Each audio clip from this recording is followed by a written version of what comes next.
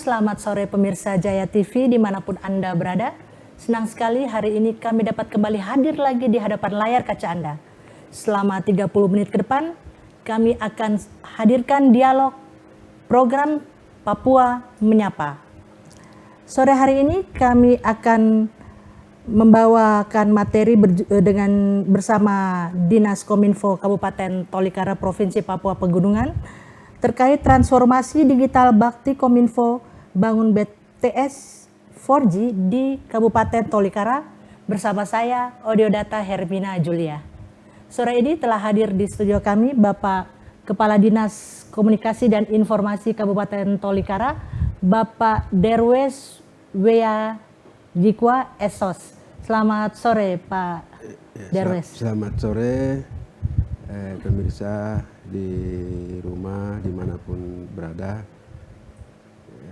Terima kasih Pak sudah bisa hadir di studio kami pada sore hari ini. Pak, kita langsung mulai saja topik diskusi kita pada sore hari ini Pak. Mungkin Pak Derwes ya, saya panggil Pak Derwes ya. Pak Derwes mungkin bisa jelaskan dari Dinas Kominfo ini suatu bisa dibilang suatu terobosan baru dari Kominfo sendiri dari Kabupaten Tolikara dengan hadirnya BTS 4G di Kabupaten Tolikara. Mungkin Bapak bisa jelaskan awal mula prosesnya sampai sudah bisa hadir bagaimana Pak? Ya. Terima kasih. Memang transformasi digital ini memang sangat penting untuk merubah cara kerja, cara berpikir dan lainnya.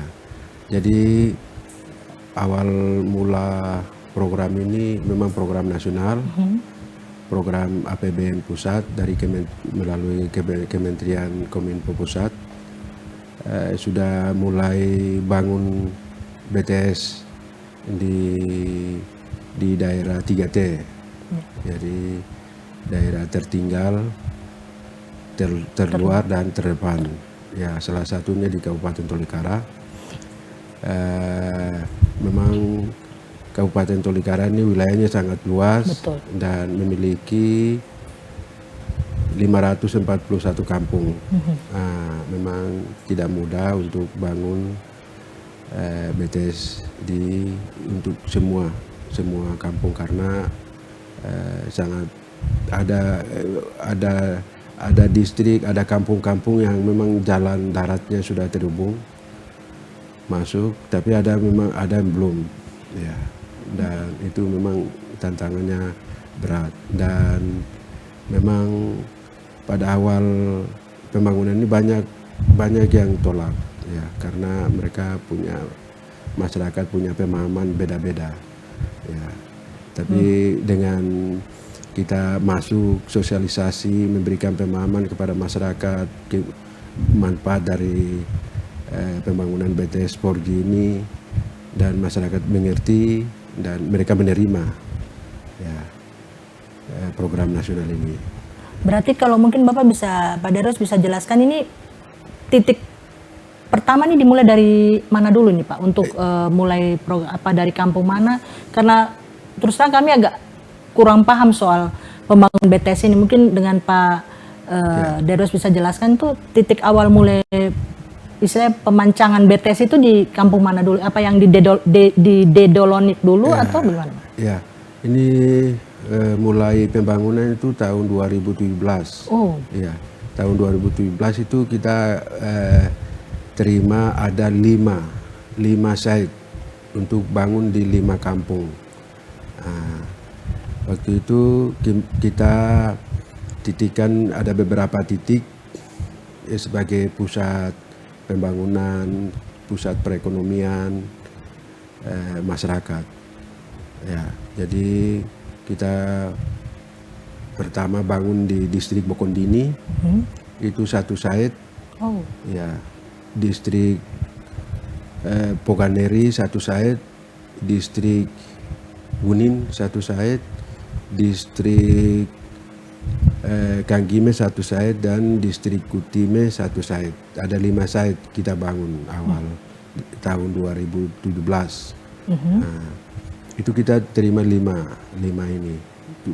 Ya, Jadi awal itu pemerintah mencoba bangun, dan memang kita Papua ini rata-rata tanah sering jadi masalah. Ya. Ya, untuk pembebasan lahan, untuk pembangunan akses umum maupun pembangunan lain-lain, rumah pribadi dan lain. Pembebasan lahan ini menjadi masalah. Dan memang pemerintah pusat tidak menyediakan dana untuk bayar lahan, ya, pembebasan lahan itu. Mungkin karena tidak cukup dana atau apa, kami tidak tahu, tapi memang itu tidak disediakan. Akhirnya bagaimana Pak? Apakah Akhirnya pemerintah yang akhirnya kita sendiri sosialisasi ke masyarakat, memberikan pemahaman ini akses umum, tapi tanah harus hibah dari masyarakat, hibah ke pemerintah, ke kita, dan kita siapkan untuk Kominfo Bakti Pusat datang bangun BTS. itu sosialisasi kepada masyarakat itu butuh waktu berapa lama Pak? Oh, itu Sampai untuk meyakinkan mereka bahwa ini loh, ini berguna loh, program ini berguna untuk masyarakat di Tolikara yang memang aksesnya itu penuh termasuk daerah terjal dan curam gunung kan. Nah, itu gimana?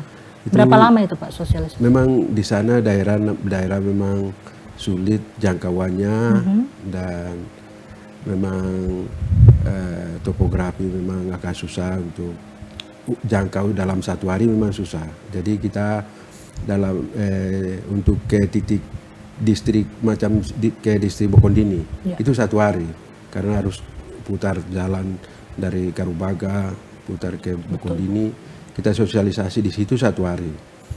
Setelah mereka terima, masyarakat terima, mereka setujui tempat, kita buat surat hibah, mereka hibahkan ke kita, lalu surat itu kita kirim ke Bakti Kominfo, lalu dari Bakti Kominfo datang bangun. Jadi satu distrik atau satu wilayah atau ke tempat satu site itu butuh waktu satu hari. Untuk sosialisasi? Sosialisasi. Dan mereka langsung menerima? Ya, ada yang memang awalnya tolak, tapi kita datangi lagi kedua kali. Kita memberikan pemahaman. Misalnya kampung yang ini tolak, ya kita pindah lagi kampung lain. Ada yang mau terima, ya kita komunikasi. Terima, ya kita relok lagi. Awalnya di kampung ini, tapi karena tidak terima, kita relok lagi ke kampung lain. Mereka terima, ya bangun di situ. Lakukan, buat surat hibah. Lalu kita kirim surat persetujuan itu, hibah lahan itu ke Bakti Kominfo, kemudian Bakti Kominfo siapkan untuk datang bangun. Berarti sukarela mereka akhirnya mau untuk lokasi lahan mereka? Ya, lahan rata-rata masyarakat hibah, kasih, menyerahkan saja. Pemerintah tidak bayar. Oh, ya. Pak, ini sudah oke lah, sosialisasi untuk lahan sudah oke nih. Mendatangkan alat ini gimana Pak? Saya pernah ke Tolikara dengan jalurnya yang begitu bisa butuh adrenalin yang iman-iman yang kuat aja yang bisa ke sana kalau kita pakai jalur darat. Sementara kalau kita lihat dari slide-slide gambar ini, rata-rata ini didatangkan menggunakan transportasi udara, helikopter. Ini bagaimana? Ya, memang ada kampung yang memang ada distrik yang sudah terhubung dengan jalan darat, dan ada distrik yang belum terhubung. Yang distrik yang terhubung ini pun belum tentu kampung juga terhubung dengan jalan darat juga. Jadi memang di distrik itu jalan darat sudah masuk, tapi kampung tidak, sehingga alat perangkat bangunan ini diangkut dari Wamena pakai trek. Setelah drop di distrik, dari distrik itu masyarakat angkut lagi. Jadi relok mereka angkut lagi, pikul. Ada bahan bangunan yang memang ringan, tapi ada yang berat. Besi pondasi itu memang berat. Jadi itu kadang pikul gotong royong, kemudian bawa ke ini tempat saitnya, kemudian kasih rata tanah pakai tangan juga. Itu masyarakat juga ini. Gotong royong gitu ya? Ya, Ya, ya, ya. ya. Tapi dari bakti juga mereka siapkan ya untuk kasih biaya tenaga pengangkutannya. Oh. Ya. Itu untuk dari satu titik itu dibangun itu butuh waktu berapa lama, Pak? Itu butuh waktu satu site pembangunan itu ada yang ya paling lama 4 bulan, paling cepat 3 bulan, ada yang 2 bulan, tapi ada yang 3 bulan. Nah, tapi 1 bulan itu jarang karena medannya, karena bahan bangunannya, termasuk pasir itu dibawa dari Wamena. Nah, karena pasir di sana itu cepat hancur, kalau bangun cepat hancur dan memang susah untuk pakai bangun pakai semen. Berarti dalam artian ini lebih banyak karena ini kan pertama Bokondini dulu nih. Jadi Bokondini ini kan dari Wamena Bokondini itu kan hanya butuh waktu sekitar 4-5 jam saja ya. Dan walaupun kita harus lewati kali atau sungai itu, tapi 2 bulan itu sampai 3 bulan tuh ini apa? Lamanya di mana, Pak? Apakah pembuatan untuk tiang pancangnya atau pengerjaan untuk pengerjaan pondasi itu kan cor. Mereka harus gali kemudian cor. Setelah cor mungkin tunggu dia kering dulu, kuat dulu. Setelah itu pasang besi yang itu, besi untuk sambung menara tower. Ya, itu yang lama. Setelah itu pemerintah pusat memang sediakan untuk infrastruktur BTS-nya, tapi yang punya jaringan itu jaringan sinyal itu Telkomsel. Ya. Jadi setelah mereka siapkan, bangun selesai, Telkomsel yang ada teknisi yang ke sana, mereka instalasi jaringannya. Dan memang karena di sana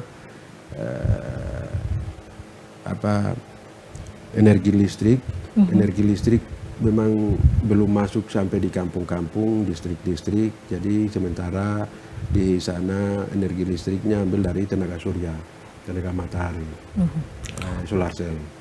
Oke, pemirsa, kita jeda sedikit dulu. Dialog Papua Menyapa akan segera kembali setelah jeda pariwara berikut ini.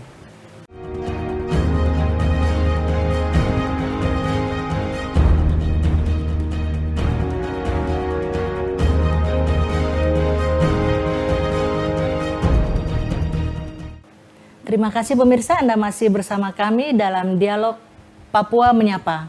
Masih bersama saya dengan Kadis Kominfo Kabupaten Tolikara, Bapak Derwes. Pak, mungkin Bapak bisa, kita tadi sudah maju sekali Pak, tapi mungkin Bapak bisa menjelaskan soal BTS ini kan. Mungkin masyarakat ini kan belum tahu ini, BTS ini apa? Kan kalau saya nggak salah browsing ini, bahwa BTS ini adalah Base Transceiver Station, BTS 46. Mungkin bisa kasih sedikit pencerahan kepada kita masyarakat, mungkin khususnya di Kabupaten Tolikara secara keseluruhan, pengertian dari BTS ini Pak. Ini apa ini salah satu dari Kominfo bakti ini? Ya, BTS sendiri itu singkatan dari Base Transceiver Station. Jadi sebuah stasiun yang bisa menerima dan bisa menerima dan mengirim pesan.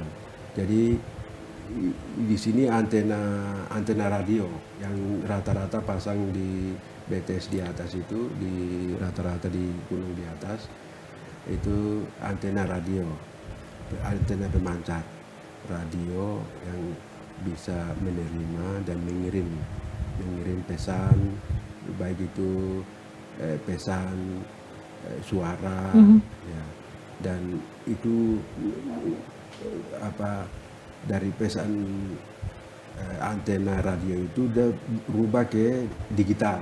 Oh. Ya, di penerima digital, kemudian masuk ke HP dan ke jaringan internet dan lain-lain. Nah, itu dari BTS itu sendiri. Ya. Pak, ini kan berarti tadi kalau penjelasan Bapak soal ini kan pasti butuh daya listrik yang kuat. Ya. Sementara tadi Bapak sempat menyinggung bahwa ini menggunakan solar cell. Ya. Solar cell ini kan pengantarnya ini kan matahari, Pak. Ya, benar. Sementara Tolikara ini kita tahu cuacanya ini kan berubah-ubah. Ini bagaimana, Pak? Ya, memang itu kendala besar karena untuk bangun PLN yang kekuatan besar untuk bisa menjangkau seluruh Tolikara memang membutuhkan biaya besar. Betul. Kemudian waktu juga, dan memang untuk dalam waktu singkat untuk bangun memadai seluruhnya sulit. Ya, karena itu dari pemerintah pusat mereka pakai tenaga surya dengan pasang solar cell dan menyimpan energi listrik dari tenaga surya dan untuk mengangkat powernya. Ya, tapi ya memang pasang bagus, tapi karena di atas cuaca juga sering berubah-ubah, ya sering berubah-ubah, kadang tidak maksimal untuk mengangkat power sehingga sering gangguan. Nah, itu yang dialami sekarang di atas. Nggak bisa diakali gitu, Pak, maksudnya? Kalau pemerintah daerah sendiri mau bantu untuk bangun PLN mungkin dari tenaga air, PLTMA dan lain, mungkin masing-masing distrik mungkin itu bisa bantu. Ya, kita bisa bantu, tapi itu butuh biaya juga besar. Betul. Ya, tapi sementara rata-rata pakai tenaga surya. Berarti ini kalau tadi Bapak bilang karena sering terkendala dengan cuaca, berarti ini pelayanan 4G dari Bakti ini belum terlalu maksimal gitu, Pak? Ya, memang jaringannya berarti naik turun gitu ya? Iya, itu memang rata-rata di sana pada saat cuaca panas itu memang maksimal. Bagus, tapi cuaca buruk itu kadang power juga susah angkat, ya, susah nyala. Akibatnya ya untuk komunikasi dan akses lainnya terkendala, terganggu. Itu yang sering dialami masyarakat. Jadi jaringannya blank gitu tiba-tiba Ya, bisa? tiba-tiba blank. Nanti setelah cuaca bagus baru dia bisa normal kembali. Oke, Pak, kita flashback ke awal tadi kan Bapak bilang ini mulai program 2017 dengan pertama itu di distrik Bokondini. Itu ada dapat 5 titik ya, 5 kampung tadi. Ya, Nah, 5 kampung. selanjutnya kemana, Pak?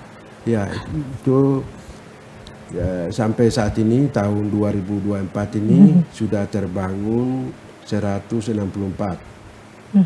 164. Jadi separuh wilayah sudah masuk semua. Bukan separuh tapi sudah sebagian besar sudah. Hanya beberapa tempat yang sulit jangkauan itu yang masih kita upayakan dengan set helikopter. Ya, set helikopter, dan helikopter ini juga disiapkan dari Bakti Kominfo. Ya, dan saat ini Bakti Kominfo sedang penyesuaian pembiayaan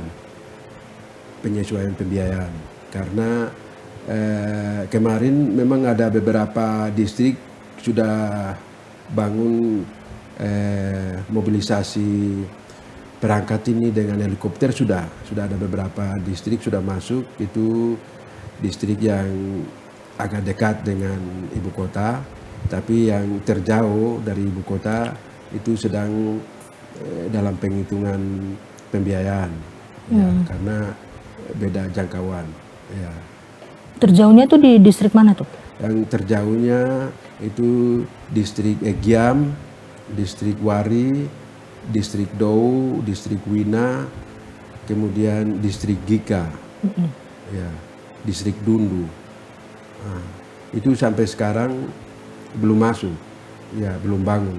Itu karena transportasinya, dia punya topografinya, geografisnya tuh Ya. ada penolakan atau bagaimana? Masyarakat sering mendesak untuk kami harus bangun segera. Cuma pemerintah pusat memang kami sudah usulkan, sudah buat surat untuk segera membangun di beberapa daerah yang belum ada jaringan ini.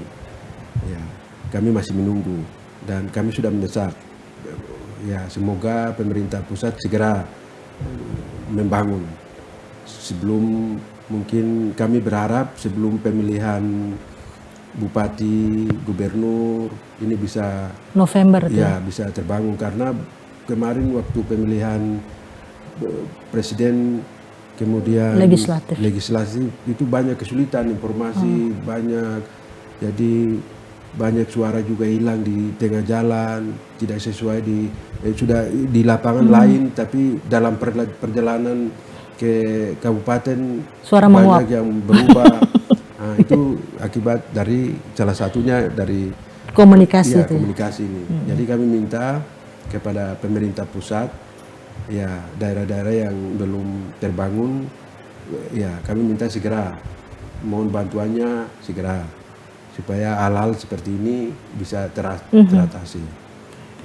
Ini kan kalau nggak salah Tolikara ini 541 distrik. Kampung, sorry. Itu tadi 100 lebih, itu berarti itu 100 lebih itu distrik atau kampung? Ya, 164 yang sudah bangun, sudah on air, itu sudah masuk di beberapa distrik, dan memang ada kampung yang berdekatan dengan kampung lain ini. Jadi kita sesuaikan dengan jarak maksimal ya 3 kilo. Ya, 3 kilo. Kalau kampung berdekatan ya masih ini, ya kita bangun di kampung yang satunya yang bisa membackup, yang jangkauannya mencapai 3 kilo lebih. Begitu. Pak, ini tadi kan Bapak sudah menceritakan bahwa sosialisasi oleh masyarakat akhirnya yang semula menolak, akhirnya secara sukarela dengan memberikan lahannya dengan secara hibah ya. Tapi selama pengerjaan ini ada nggak? Ini kan minta maaf Pak, daerah pegunungan ini kan ya sudah bukan cerita lagi, ini kan termasuk daerah yang rawan dari sisi keamanan. Mungkin Bapak bisa ceritakan, mungkin selama proses pengerjaan ini mungkin dari Bapak sendiri pengalaman, apakah pernah mendapat semacam ancaman atau mungkin dari masyarakat yang mungkin masih sampai detik ini mungkin masih belum menerima soal program ini, bagaimana? Benar, memang ada yang memang tidak terima, ya itu ada, kita akui ada, dan tapi kita sebagai anak daerah, ya mereka punya keluarga juga, kita masuk dan memberikan pemahaman manfaat dari pembangunan ini, dan setelah kita memberikan pemahaman mereka terima, dan memang ada daerah-daerah yang sulit untuk masuk karena daerah merah dan lain, tetapi kita memberikan pemahaman ini untuk kepentingan kita bersama, bukan mencari keuntungan dan lain-lain. Memang beda antara Telkomsel dengan BTS Bakti Kominfo. Kalau Telkomsel memang semata-mata untuk mencari keuntungan, Profit ya? Ya, profit. Tapi kalau BTS Bakti Kominfo tidak, hanya dia utamakan pelayanan ya bisa maksimal, bisa terlayani, masyarakat bisa dapat akses betul. mudah, ya yang sulit itu menjadi mudah, yang tidak bisa menjadi bisa, ya misalnya anak-anak sekolah yang di kampung-kampung yang ya, susah dapat pelajaran buku-buku ini, ya mereka bisa dapat Ya. dari internet Betul. dan lain. Apalagi sekarang kan semua serba internet ya, tidak kayak dulu kita kan masih pakai buku. Sekarang kan ketika program ini hadir berarti mungkin harapannya mungkin anak-anak usia sekolah ini tidak ketinggalan ilmu mungkin gitu ya, harapannya. Memang anak-anak sekolah di kampung awalnya mereka tidak buka, tidak ini HP banyak, tapi rata-rata mereka minta orang tuanya untuk belikan HP karena karena banyak ada mereka bisa nonton, bisa lihat perkembangan, dan mereka juga bisa belajar dari internet, buku-buku pelajaran lainnya mereka bisa dapat dari internet, dan memang ada tersedia di situ.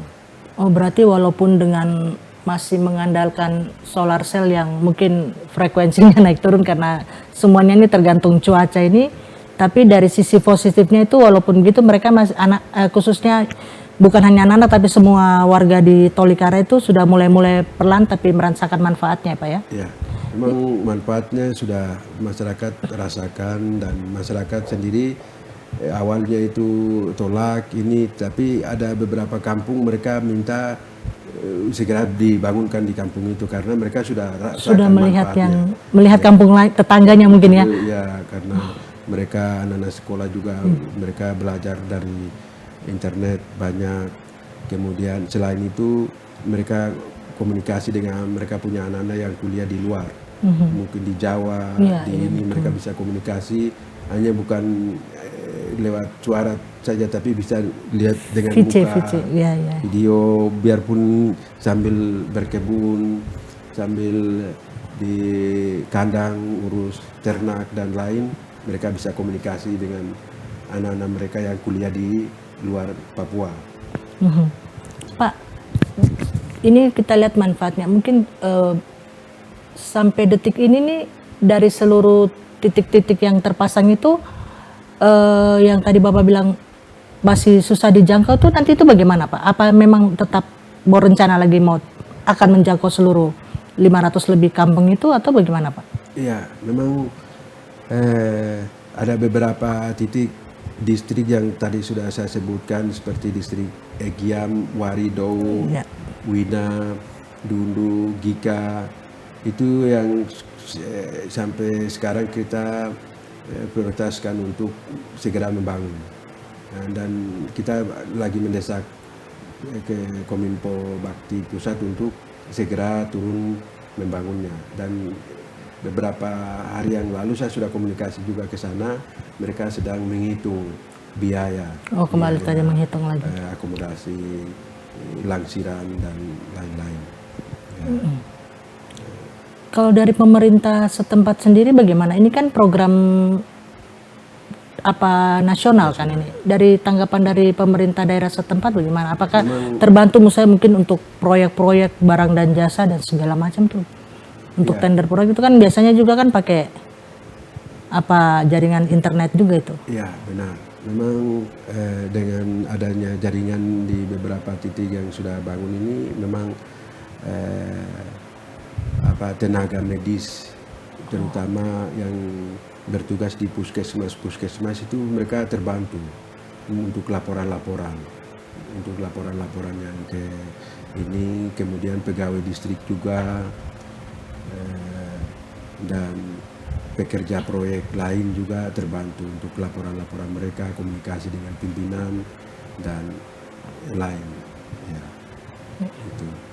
Selain itu mungkin masyarakat yang untuk membeli barang di kios di Garubaga datangnya, kalau menyewa ojek itu kan mahal. Ya, menyewa ojek bolak-balik lebih mahal dibanding ini.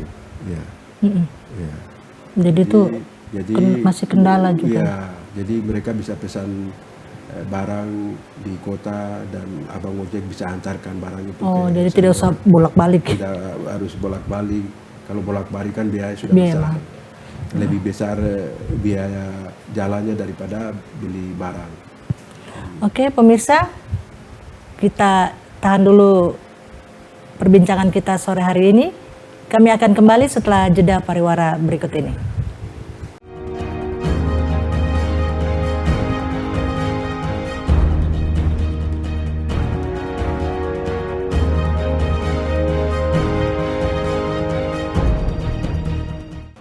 Terima kasih pemirsa, Anda masih bersama kami dalam Dialog Papua Menyapa.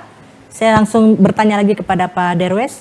Pak, ini tadi kan kita sudah bicara nih Pak, soal alat-alatnya sudah dipasang, jaringan menggunakan solar cell dan segala macam.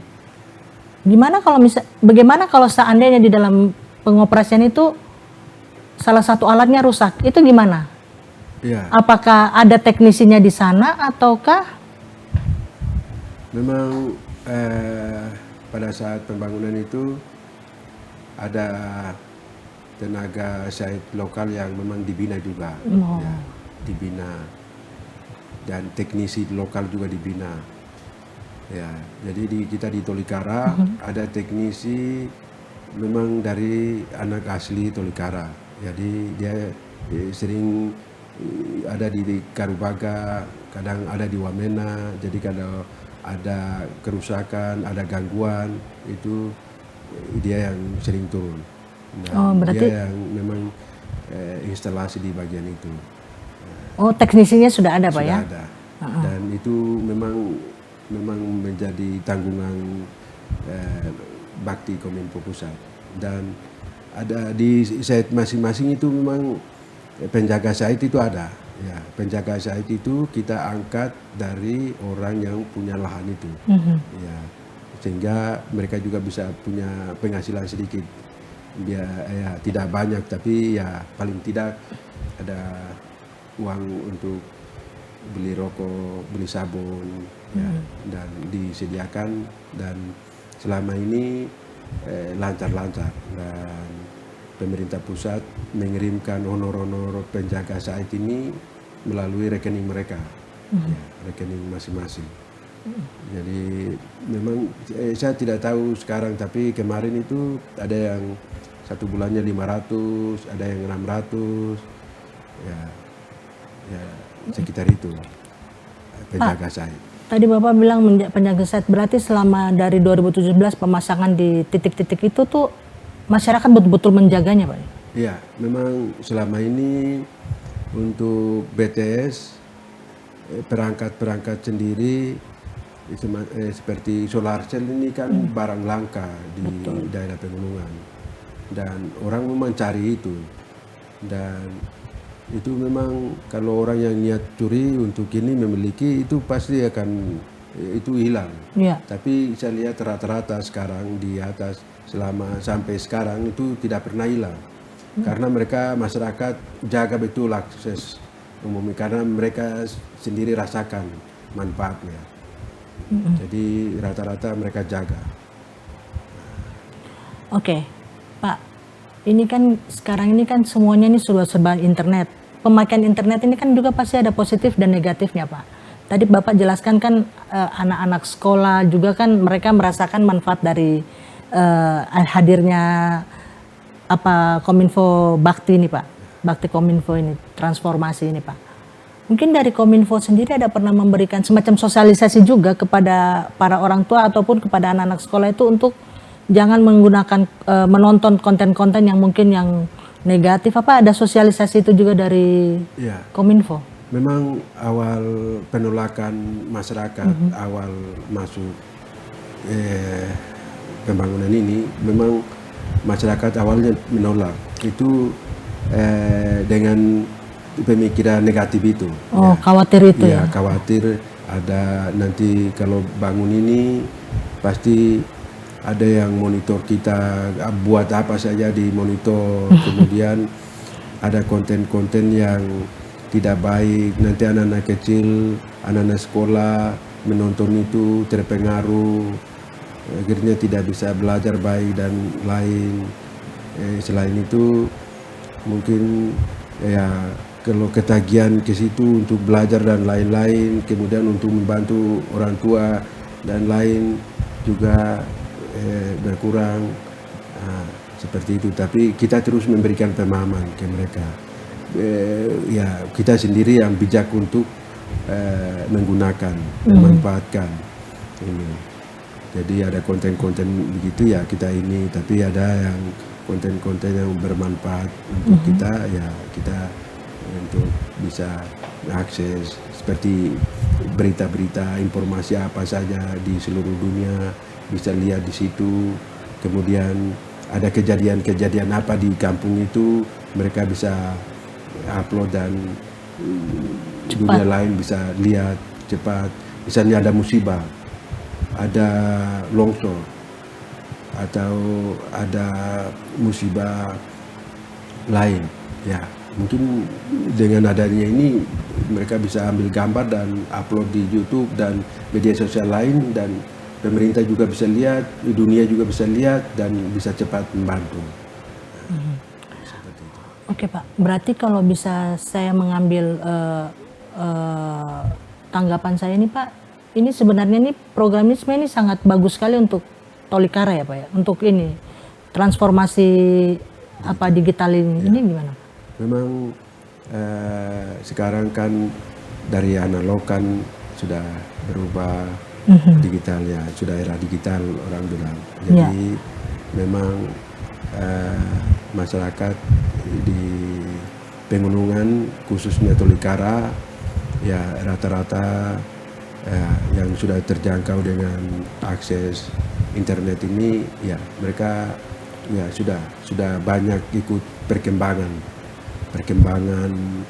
dan mereka bisa misalnya hanya sekolah atau dari gereja mereka bisa belajar Alkitab juga lewat konten-konten yang ada di internet. Kemudian seperti belanja ya mereka bisa pesan barang-barang langsung keluar dan barang itu bisa ada di sana di kampung. Misalnya dari kampung ya kalau misalnya pakai ojek untuk datang membeli barang di Karubaga itu mahal, dari satu kampung kadang bisa 500.000, kadang bisa 600, 700, ada sampai 1 juta. Itu bolak-balik. Hanya beli barang yang harga 100, harga 200, kadang hanya untuk beli pulsa harga 100, tapi dengan mengeluarkan biaya ongkos perjalanan 500.000, 600.000. Biaya perjalanan lebih besar dibanding yang barang yang mereka mau beli. Dengan adanya ini kan ya, bisa menekan itu dan kebutuhan lain bisa tercukupi. Berarti dengan begitu sudah dirasakan manfaatnya, dan yang semula a priori menjadi pesimis akhirnya menjadi ini apa ya, menjadi menerima ya, walaupun perlu pendekatannya itu cukup lama Pak, dari 2017 sekarang sudah 2024 ini. 2024 ya, memang cukup lama dan ini memang membutuhkan waktu dan tenaga ya, pikiran juga karena harus memberikan pemahaman ke masyarakat. Dan pada awal pembangunan memang banyak penolakan, tapi kita bersyukur ya dengan pemahaman kita, selain kita mungkin ada orang-orang yang lain yang bisa memberikan pemahaman juga, mereka bisa terima dan rata-rata sudah bangun. Hanya beberapa distrik tadi itu yang sampai sekarang belum masuk, ya kami berharap pemerintah pusat ya segera membangun. Ada titik terang nggak Pak? Kira-kira kapan lagi nih? Walaupun tadi Bapak bilang ini mereka masih menghitung, masih ini nih kira-kira, apalagi tadi Bapak sempat menyinggung bahwa ini sudah mau pilkada loh, ini bulan November tuh, jangan sampai kejadian kayak Pilpres dan Pileg kemarin jangan terulang lagi gitu Pak. Ya, saya berharap mudah-mudahan orang Kominfo, Bakti Kominfo Pusat melihat dan menonton perbincangan kita, dan sebelum pemilihan gubernur bupati di Tolikara ya kami berharap distrik Wari, distrik Egiam, distrik Dou, distrik Wina, distrik Jika, ya ini sudah terpasang. Paling tidak 1-2 site sudah masuk, ya, dan masyarakat setempat bisa komunikasi. Ya. Dan pada saat pemilihan ini, ya tidak terjadi kasus seperti kemarin, ya penghilangan suara, penggabungan suara dalam perjalanan. Sementara pada saat pemilihan di lapangan, di kampung, di TPS beda, lain. Tapi laporan masuk di KPU lain lagi, beda. Ini yang sering terjadi masalah. Dan itu yang terjadi kemarin di Warido Wekiam. Pak, dari distrik yang terakhir Bapak sebutkan tadi itu, walaupun ada permintaan, ini kendalanya apa nih distrik itu? Apakah ini transportasi daratnya sudah tidak bisa kah? Atau masih pakai heli lagi nanti untuk? Ya, memang harus pakai heli Alat-alat karena itu. jalan darat tidak ada. Oh, Jalan darat tidak ada. Di Warido Wekiam ini ada sungai yang bisa lewat dari Dabra, dari Mambramo Raya. Tapi sungai ini juga aksesnya belum bagus. Ya, sehingga kami minta karena kalau pakai sungai lagi itu banyak kendala juga. Banyak kendala karena akses sungai, perjalanannya banyak tantangan dan belum bagus. Ya. Jadi kami minta supaya ya di beberapa distrik yang saya sebutkan ini 1-2 site sudah bangun dan masyarakat bisa komunikasi. Karena kalau tidak bangun, tidak ini mau komunikasi susah. Itu harus jalan kaki berkilo-kilo untuk komunikasi. pada program Bakti Kominfo itu yaitu menjangkau 3T tadi tuh ya, terdepan, tertinggal, terluar itu. Ya.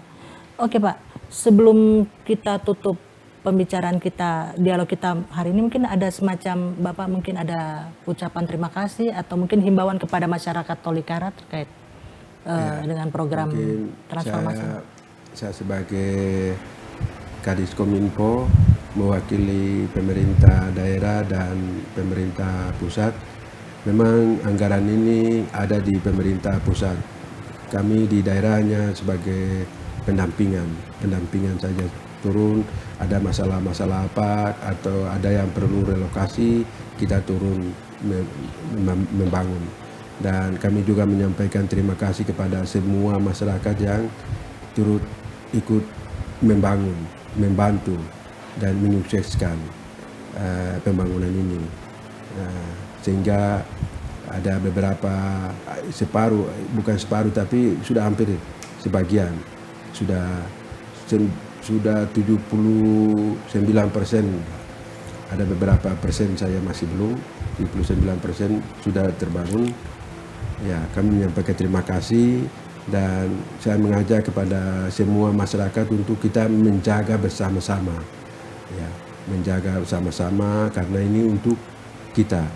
Pemerintah bangun untuk pelayanan. Ya, supaya ada peningkatan, ada kemudahan untuk akses informasi. Ya, jadi kita jaga.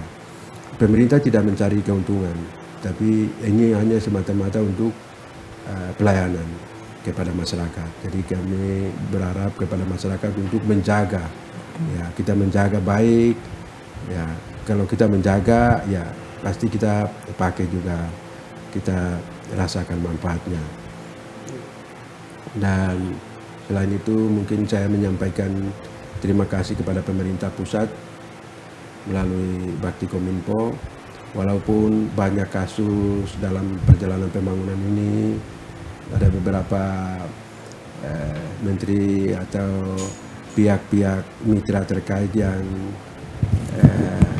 dianggap melakukan kebijakan dan lain, mungkin menyalahi kewenangan atau aturan lain-lain, tetapi kami menyampaikan terima kasih karena program ini betul-betul dirasakan masyarakat. Betul. Ya, terutama masyarakat yang terpencil, daerah-daerah terpencil, terluar dan terdepan. Ya, kami terutama kami di masyarakat Kabupaten Tolikara, kami menyampaikan terima kasih, apresiasi tinggi kepada pemerintah pusat melalui Bakti Kominfo sudah membantu kita melancarkan semua akses komunikasi menjadi lancar, mudah, dan bermanfaat untuk kita. Oke, ya terima kasih Pak sudah memberikan pemahaman kepada kita terkait tentang program Bakti Kominfo ini, transformasi, mudah-mudahan efeknya bisa dirasakan oleh masyarakat Tolikara. Oke, pemirsa, informasi tadi sekaligus mengakhiri perjumpaan kita pada sore hari ini dalam dialog Papua Menyapa. Untuk itu, saya mewakili seluruh kerabat kerja yang bertugas pada sore hari ini, pamit undur diri dari hadapan Anda. Selamat sore, sampai jumpa.